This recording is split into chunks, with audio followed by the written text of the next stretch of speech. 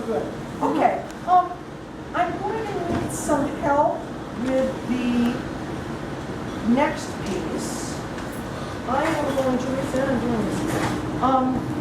I'm going to read a John Ashbery form of haiku. Ashbery was a big fan of haiku, but as you know, they're incredibly short, 575. It's tiny. He said, great, let's make haiku lines. So it's 575 all the way down, and you go as long as you need to go, which makes really, really good sense to me.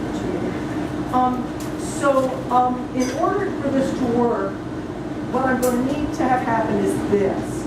Every time I touch my nose with my finger, I need you to shout, we're talking Hebrew. We're talking Hebrew. So let's practice it. We're talking Hebrew. Very nice. You guys, this is like a professional group. This is awesome. All right, here we go. We're talking Hebrew. Not really. We're reading. We're attempting to read. Super slowly. Those of us who didn't learn this as kids. We struggle to parse the letters. N looks like K, looks like B, and the final M and the final kaf, they look completely different in print than in script. We're talking Hebrew. Lev says, did you think the ancient tongue would just flow? Yes. I say I did. I thought it would be simpler, just reading backwards. But it's not backwards, it's reading right to left is what we've always known. We're talking Hebrew. The language of the Bible. It's so exciting. I really felt your excitement too with that. Yeah, I guess. We squint, Julie and me, at the card the teacher holds up. It's, don't tell me, Shem. Tov, says the reader. That means good, like Mazel Tov. We shrug at Shem. It means name. But what of Yerushalayim? Oy vey. There are more long words, and it gets much worse, you know. We're talking Hebrew. You have to guess vowels, know them. The way we're reading in class is a cheat. You should know the words without seeing the vowels. Invisible signs, like what Moses saw alone, the faith reflected in the mystery of words, both seen and unseen. We're talking Hebrew. Kabbalah lingo, the characters of tarot, alphabet of fire. The mystics thought if you could read the Torah right, you could reinvent paradise through language, bring the messianic age to earth right now. We're talking Hebrew. Which sounds like this, Anachnu Midabrim Ivrit.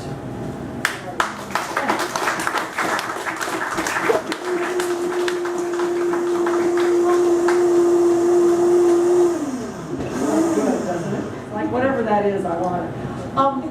I don't know if any of you guys know who Edward Hirsch is. He's a poet who just came out with a huge elegy about his son who died of an overdose.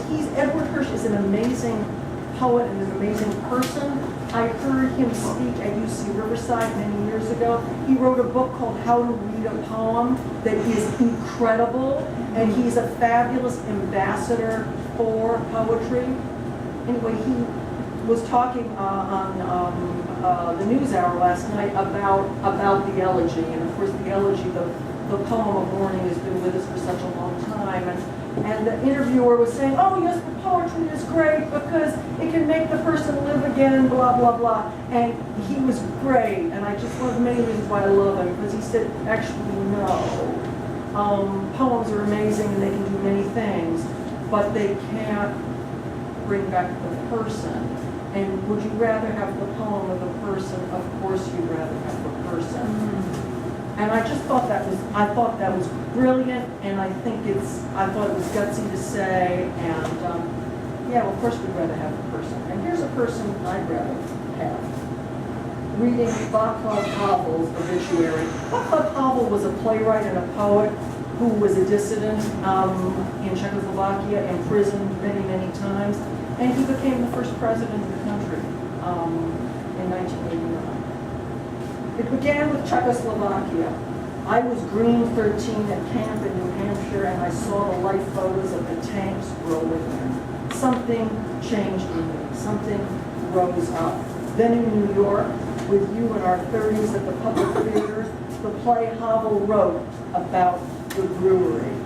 The intellectual stood not understanding beer till the manager taught him how to chug the big glass. The play shocked me somehow.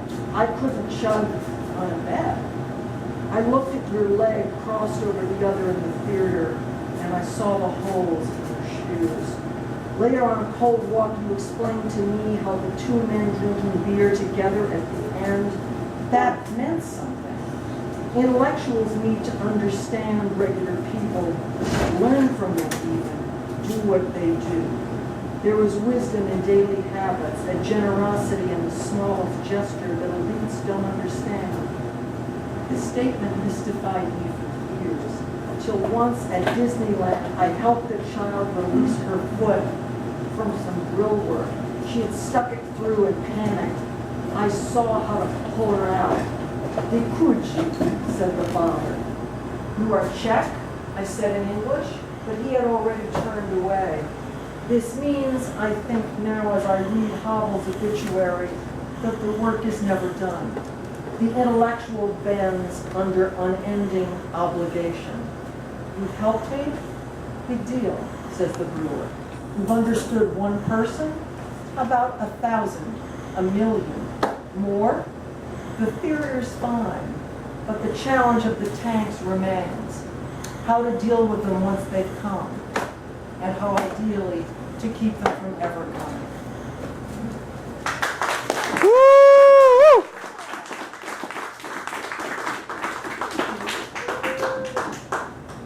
How are we doing time-wise? Couple more poems if you like. Sure thing. Okay. It's really a thrill for me to be in Everett because my Ballard Norwegian grandma and aunts used to talk about their distant cousins in Everett and say they're really Norwegian, they're really country. So I just kind of feel some of that intensity, even though this is very much not country, this is very much a city. But it's interesting living in these cities that are close to huge cities. And I spent a lot of time in a city close to a big city, namely I hung out in Riverside, California. And this is something that actually happened in Riverside. It's all in the vowels. I would love to live in Paris. No, not Paris. Hey, that reminds me of when Ryan first started teaching here at Poly. He said in the lunchroom, "Gee, Lacey, look at all of these kids from Paris. Funny, they don't sound French at all." And I said, "For Christ's sake, Rye, there's no one from fucking France here. Trust me. They mean P-E-R-R-I-S, not P-A-R-I-S. As in the lake," he said. And I said, "Yeah." "Oh," he said, "ooh." And then we went to the Safeway after I coached the chess club, and he led band practice and pretended to be at the Marché or something. The vegetable one, not puce, that means fleas. We acted very fluttery and waved our hands and puffed our hands out, our cheeks, and acted surprised and resigned at the strange, how do you say it, goings on in the Inland Empire. We said merci to the checkout girl with the thick glasses and the scary bagger boy with his skinhead slump and his murder killer, I've spotted a kike and a queer and lying together eyes.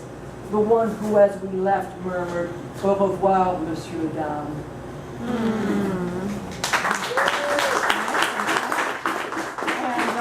speaking of Europe, I'm going to close with a,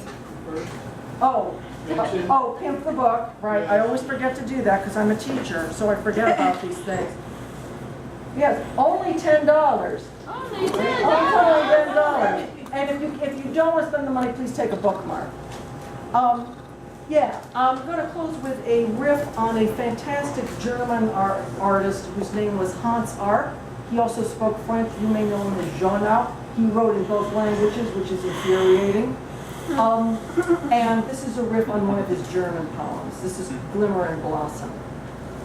Hey man, got any roses for sale? How about some stars? What's What's a glimmering, blossoming star going for these days? We'd like to buy some of that glimmering blossom, but how expensive is it? Does it really cost as much as a lifetime? Seems pricey. My heart blossoms, says the heart. Ashes and dust, answers the emptiness. My heaven glimmers, says the heart. Ashes and dust, answers the emptiness. Well, heck, we'd still like to buy us those roses. We'd still like to buy us some stars, so why don't we ask our friend the tightrope walker if glimmering and blossoming really cost a lifetime? Both of ours? Really? Honey, will you look at our friend the tightrope walker? She's a star of the first magnitude, isn't she? How gorgeous she glimmers and blossoms on that tightrope. How she balances and perfectly glistens and blooms. Thanks. Woo!